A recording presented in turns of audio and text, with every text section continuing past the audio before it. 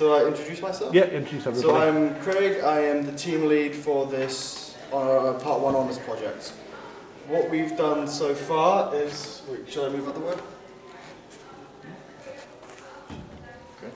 There were some concepts that are made, primarily by James and Sam, with my own one there. We also, at the beginning, we sort of coagulated together.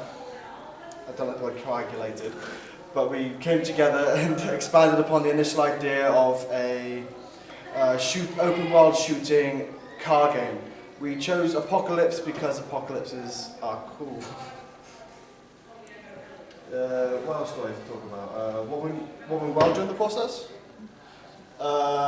Actually, a majority of it did go fantastic, especially on Ash's side with like the programming and coding, considering he's done all the coding for the pre-production phase. The drawings also really good, and so is the written work as well as the initial block-out level by Alex. What we could improve on, the level. And the GDD, I need to improve on the GDD because I haven't really been keeping it up to date as we progress throughout the entire project. Should I talk about anything else? Well, what's everybody else doing? Okay, you want to switch out now? Yep, James. Cool. Right. So, following along with the concepts that I was the lead for, with Sam working alongside me. From there, we went ahead and developed the various vehicle model designs, weapons, assets, and environmental.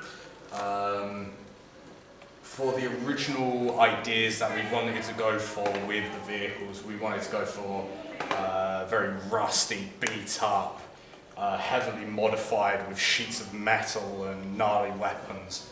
And I think that in terms of the assets with the vehicles, myself and Sam have done a good job of emulating that idea by utilising, for example, with this design here being a rocket launcher system that's made out of just a simple metal tube that has wiring connected to the steering wheel.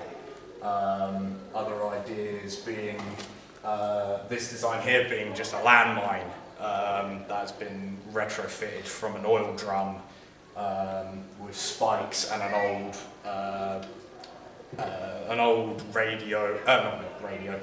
TV aerial as like a makeshift detonator. Sam working on the power-ups and some of the weapons that would be utilised with the vehicles, which if you'd like to demonstrate, but explain for us. Okay, so for the power-ups, so far I've modelled a power-up, but I haven't done any concepts for them, because all the concepts for the power-ups are done by Craig. Basically, so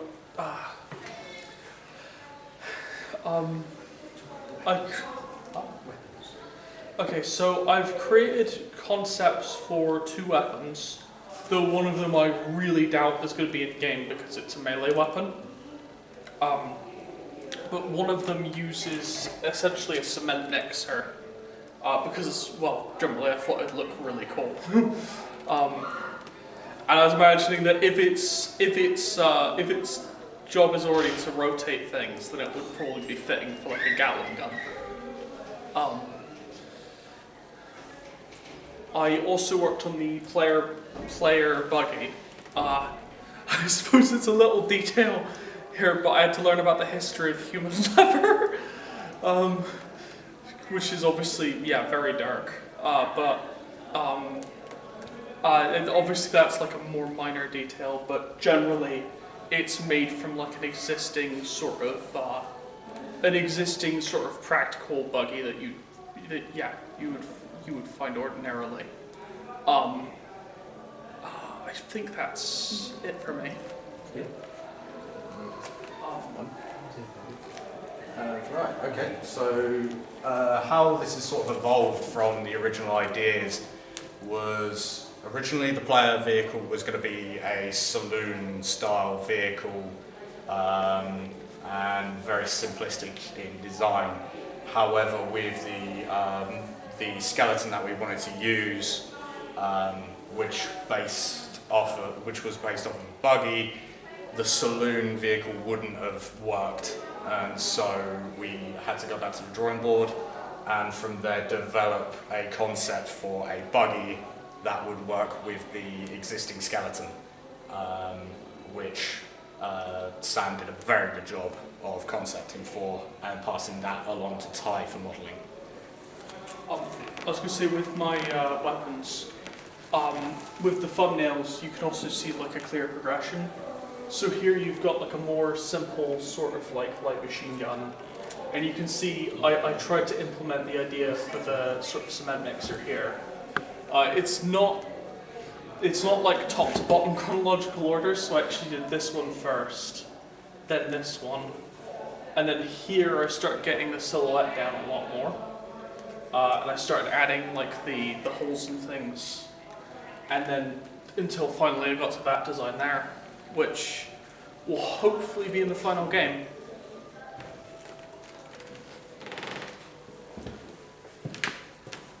I'm David, I'm the lead of modelling. Initially at the beginning of the project, it was more researching into different methods, whilst the concept team designed all of the stuff. And from some of the artwork that they've produced, I've managed to model some bits and pieces to go within the game level. I mean, we've got a bridge here that we wanted to span across part of the level, but I had to make it in a modular fashion so we could make it as big or as small as we wanted. I've made a few more just random assets that we could scatter throughout. And there was an initial car design before it was changed to the buggy. This is some more assets that They really don't show up. they don't show up well on this screen, do they? Well, if you can see it, there's some more assets there. Sam's done a brilliant job on the power-up, and he's managed to texture it. So that should, in theory, just go straight into the game. I've made one of the weapons that was initially designed for the cars. I've made it separately so we can move it about to different vehicles, in a sense.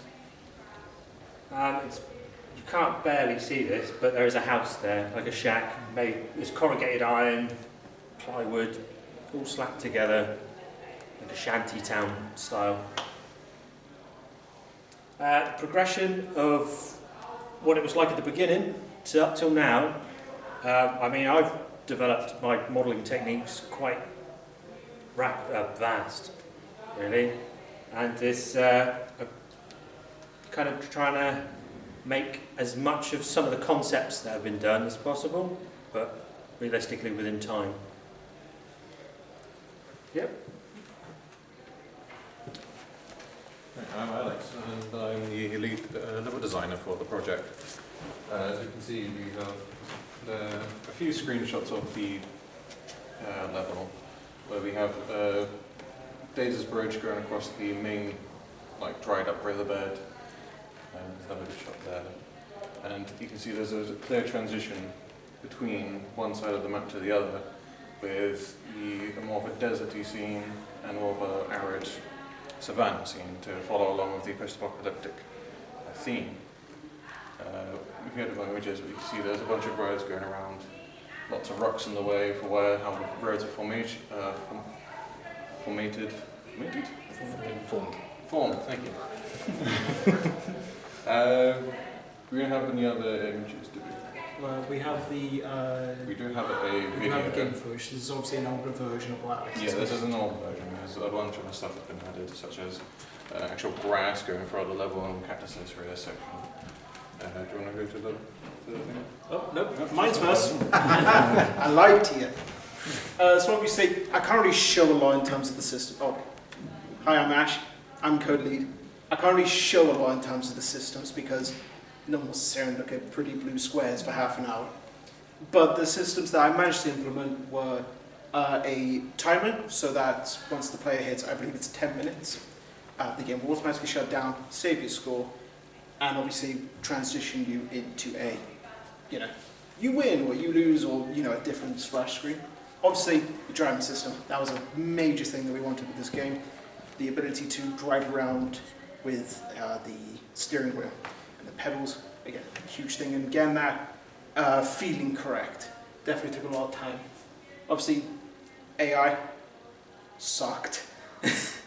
It was really difficult, but managed to jankly get it to work. Obviously, that's something I'm going to improve on later on. Got the ability to shoot, flip the car, point system, simple things like that. Obviously, the scoreboard and point system, a little goal for the player to get towards, which is always good. Pickups for those power-ups, a health system, and gaming resources. I believe that one specifically was, I forgot what they're called, collectibles. The player can collect in the level, and it's going to do something, I forgot what it is though, off the top of my head. Gameplay footage. Alright, so I'm going to try my best to explain what's going on throughout the footage. Let me put sound on this sound.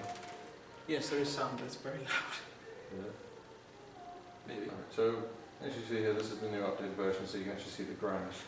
One of the issues that we have when recording this is you can hardly see it, but the road is completely black and the flowers are just rendering off just in front of the player's car.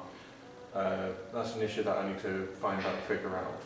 Here you can see one of the power-ups that Ash has created, and me using it and being placed on the road. If an enemy car were to drive into that, it will explode, just as Ash programmed. Another feature that we have, car flipping. So if the player rolls over, you can hit a button and it reflips. The issue just back there a second ago was the Megascans were, with the collision, are a bit iffy. So if you land on top of one of the Megascans, you won't actually hit the Megascan, you hit the collision that's above it, because those Megascans aren't really used for close proximity, they are more further away and out of reach. But I've used them as a more decorative part. You can see we don't have houses yet, but they've got blocks to simulate what they will look like, what size they are. We're just going to try and along. We do have one asset that time modelled, untextured, but still we modelled it. There's an actual warehouse that I believe they will actually go into and repair, if I presume correctly. Yeah. But you can actually go inside, all the lighting will make it nice and pretty. And you can also leave at the back or the front, whichever you prefer. And also, as you can see, the progression Alex has made since Yeah. those initial screenshots. Yeah, because back where these mounters were, it wasn't actually mega scanners, they were more just using the regular tools to build lobs essentially. So I got completely rid of that, put assets in, and it looks a hell of a lot better. Obviously, here's another version of Daysbridge, going across Daysbridge, which is using the starter materials because you gave it to me untextured, but with the start materials, it still looks as good. But here we are in the desert section. And we're heading into one of the more secretive towns that are hidden away. But you can see all the mountains to the ranges to the left and right. It still needs work on the outer wall, but for now it will keep the player out of going over the map and out of the map. And we've got more sections of houses and other assets that are in place, and obviously when we get the other power-ups, they'll be able to be placed around all around the map, so you can go collect them, find them, and all that. And obviously, as you saw there was a pause menu. Yes, there was a which pause we menu. interactable with. Would also like to point out, going back to the bridge thing, that is a great showing of the modularity that Dave actually managed to implement. Yeah. And Because they're here's two another- completely different sizes. Yeah, That's what the video ends. yeah, because Yeah. mega scans and collisions aren't that great at the moment. But that's something I'll be improving in the next part of the thing. Would also like to point out, this here is supposed to move, the speedometer. Something went wrong. Yeah. Gonna try and figure that out ASAP. The timer does work, but we're not going to reach up to 10 minutes because that would be too long. And obviously you've got score and current score, high score, which aren't applied right now because we need to have the enemy cars spawned in. Yeah, so obviously the player will gain a point whenever they kill a car. With the high score system, that will actually be a saved thing, so that, say you close the game down, bring it back up, the highest score is still going to be whatever the previously highest score was. That adds a little bit of competitiveness, a little bit of, you know, I'm better than you, or, you know, something like that, a goal to hit. Yeah.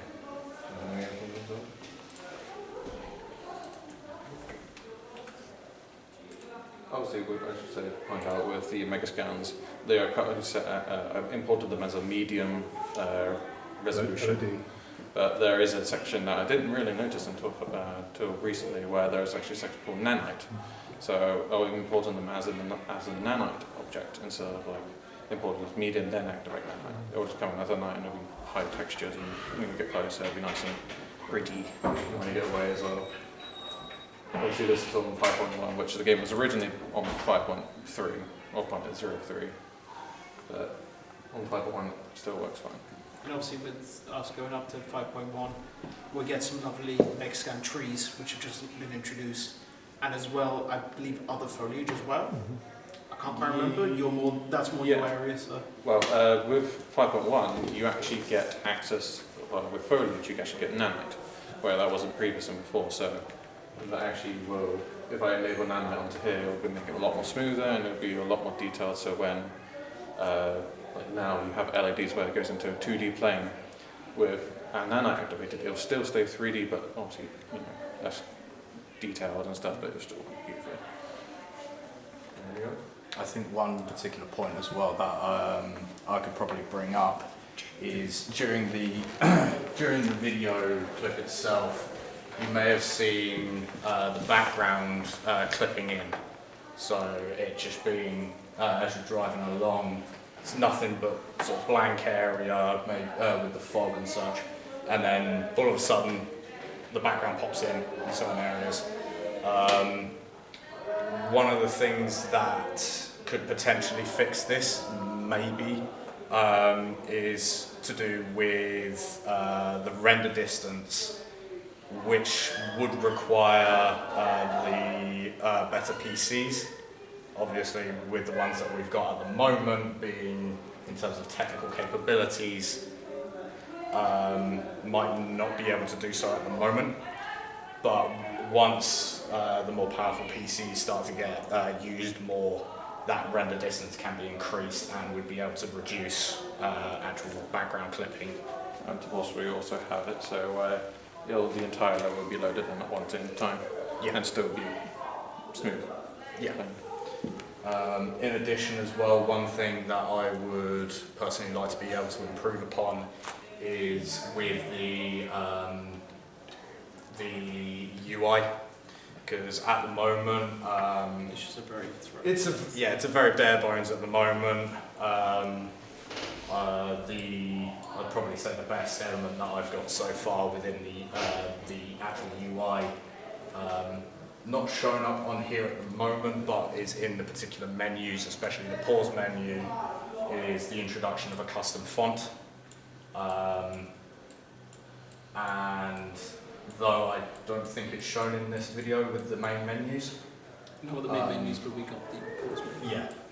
With the actual main menus and settings menus, moving on to the second part, I'd like to make some more fleshed out, more detailed looking HUDs, UIs that could potentially utilise the video clips, for example with the main menu, instead of it being a sheet of corrugated metal with your standard menu selections and a static image from Sam's designs. Maybe add in a video clip of some in-game, maybe some gameplay that make it look jazzy and maybe intense and stuff, so it really reinforces the idea that you're in a high intensity situation.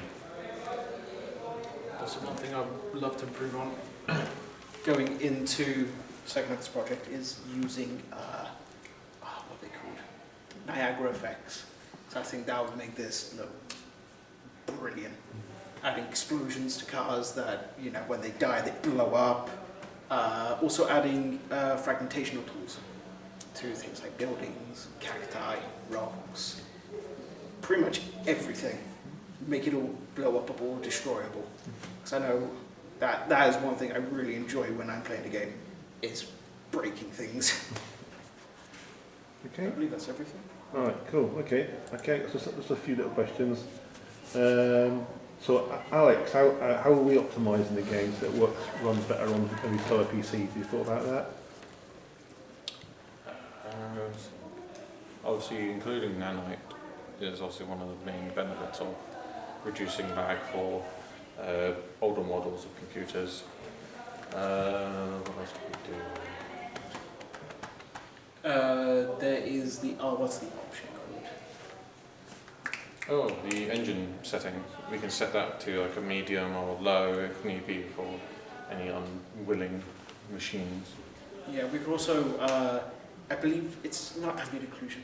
It's where render distance. We can lower the render distance of certain Objects or amount of objects and foliage that spawn in. Because obviously, with the current pieces we have, if I were to like load up the level now and go down towards the ground, it would crash. Because we've experienced that. But with obviously the new machine that we've got, it runs perfectly fine. And also, just adding on to that a bit, going to be adding the ability to customize what you want. So in that way, it's just not stuck with the one setting. Yeah, for proper all PCs. settings of resolution, brightness, Yeah. contrast. There's going to be usual resolution, volume, stuff. Obviously the a graphics. lot of things Oh, good. that I Okay. can't think of off the top of my head. So you should be able to look. Yeah, we should be able to also put culling volumes in there as well. Any create foliage culling volumes as well. Yeah, that's what I was on about. Yeah. The, Yeah. I can never remember what it's called. If you use those, that'll make a big difference as well. Yeah, Okay. Okay. actually. So what are the incentives to go? How are you getting players to go where you want them to go? Obviously, it's like players would like to explore by default, anyways. So obviously, far on the road is one of the main things, but we could add like smokestacks, like in like, key parts of the areas, like towns and stuff. So you go, oh, there's a smokestack over there. Let's investigate. Or maybe if you have like maybe a battle, like a previous battle. Another thing that's like really simple is using. Another thing that could be done, I don't know. I don't know how well you'd be able to use this in the game, but like using brightness is also another one. So, for instance, like in a lot of Valve's games, they'll have like a really bright light source, and players will just go, "Oh, there's a bright light there," and just subconsciously follow it. Yeah, kind of following the similar thing to what Alex said on the road. I know when I got family members and whatnot to play tested, make sure everything works properly, their first instinct was follow the road. It seems to be an innate thing to follow the track. All right. I know something Again, else, just a little bit. placement of assets will help as well. How you position Yeah. things. Okay. Well, Yeah. I was also thinking even simpler than that, a simple on a loading screen. Collect as many points as you can, like an objective sort of screen. I think that will really incentivize you to go out and do things. Player challenges. Yeah, challenges. Yeah, that was one of the main things that we wanted Okay. to add it with. I was thinking as well. You might want to get arrows. So if we reach a certain point, an arrow flick something, telling you where to go that way or that way maybe or something like that. Yeah, that's definitely a doable thing. So, like maybe like an enemy finder, basically. The radar. Radar. Maybe, yeah. Yes. I mean, last year's guys. Did I show you that the acid rain one? Did I ever show you that? I don't think I so. don't believe so. No. Oh, they had like a really cool. It was really nicely set up. They had like press a button and like a sensor, and it would sort of do like an ultra scan of the environment, and it would show up where the enemies are. It was really nicely done. Oh. So it might be something you want to implement in that. Yeah. It- I mean, I when know, you hit something, it make it glow basically. I know we want to implement a mini-map.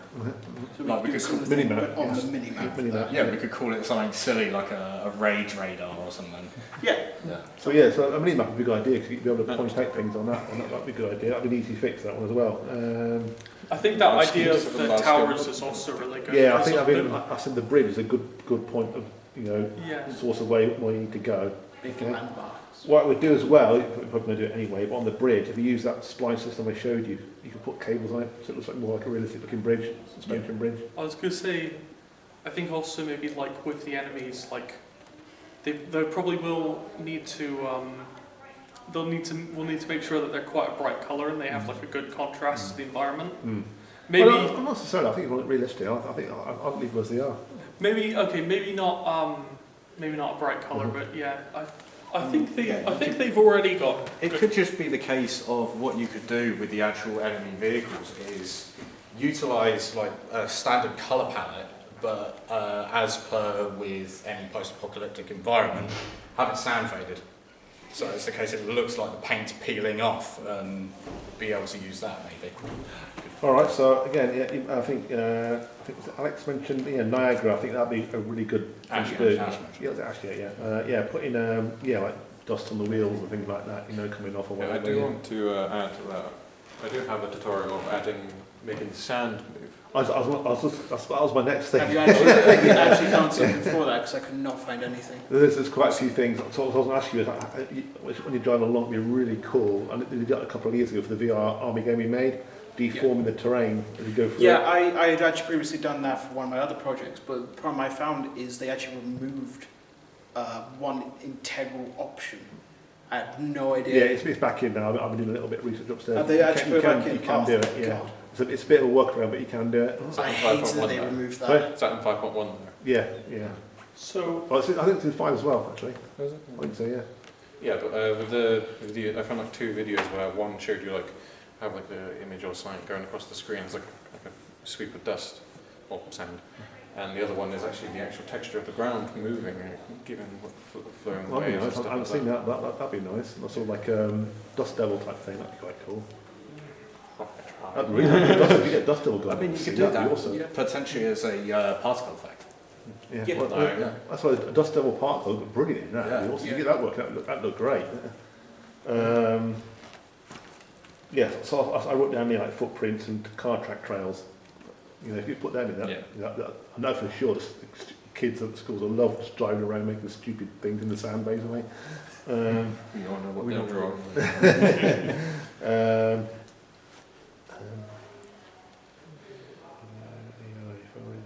Yeah, also done that. Or the biomes. Are you going to put a lot more foliage in that now? Are you eventually a lot more? The second version, Yeah. yes. Probably like if we ever decide maybe add another biome or something. I mean, what I was it's- thinking might be quite cool. I don't know. It's easy to implement. Using Magna scans, you can make almost like in a cave system. I thought might be quite cool. Driving through caves. I was planning on doing the case system before, but with the amount of time, I just like Yeah. I'll put on the back ball again for the second level. We could do it quite easily with the spline system. All you'd have to do is create one chunk of it and then use the spline to create the rest of it. I was going to say I had an idea for like a cave type base, or I have like a thumbnail of it. Unfortunately, it isn't on the presentation. But it was like purely cosmetic, so it might be like worth like redesigning that if we're going to like create a cave system. Yeah, I say it won't have to be that big. I think it's might be quite interesting. You don't have to do it. I'm just saying it could be quite cool. From a design point of view. Ideas. Yeah, Ideas always are good ideas. ideas. Yeah. So what was wrong with the AI? What was going on with that? So, my initial understanding with the AI was that within Unreal Engine, there are particular AI functions that only work if there is a player character. I initially thought that the player had to be a character. Doesn't turn out to be. It actually needs to be the AI that needs to be a character rather than a pawn. Obviously, within here we have just pawns because they're vehicles, they're not actual characters. Are you using behaviour trees for that or BP? Yeah, behavior trees. We'll be using behavior trees so that they actually, because right now I've got it so that they are just set to go into the player, because I thought it's better than nothing. But I'm actually going to have it set up so that depending on what guns they have and whatnot, they'll actually go at different ranges of you, and then try and fire at you, and then say they run out of bullets, then they'll try and run into you. I like it. That sounds good to me. Okay. Maybe a bit difficult to do because I'm still brand new to AI, but set a goal. Yeah, I think all fine, really good. Okay. What I think, obviously, doing part 2, but I think if you're gonna have any like buildings or anything like that, make sure they're properly roughed up and white postable clipped and looking brand new. Just like, try to avoid fuck off straight lines actually. All right, bend everything up. Okay, all right. It looks so much more risk if you do that. Okay. Wear and tear. Also, one thing I thought about is possibly on the intro screen or the pause screen or whatever. Have you thought about if there's time? This is not, maybe do a very simple cutscene explaining what the game's about. What you got to do. I mean, we could. We would just have to make. You could put cameras in there and just get them doing whatever you want, basically. That could be quite nice, I think. Have like It's a doable thing. That could also serve as a tutorial as well. Yeah. Yeah. It's definitely a doable thing. Okay. Good. Okay. All right. Yeah. Great, guys. No problems. Really good. Yeah. I'm quite impressed, actually. It would have been nice, I think, to have got one car in there driving around at this stage. Yes, Yeah, well- we would have, but due to time, Yeah, we're yeah, yeah. making this. All right. Yeah. So that's fine. Okay. Really good. All right. So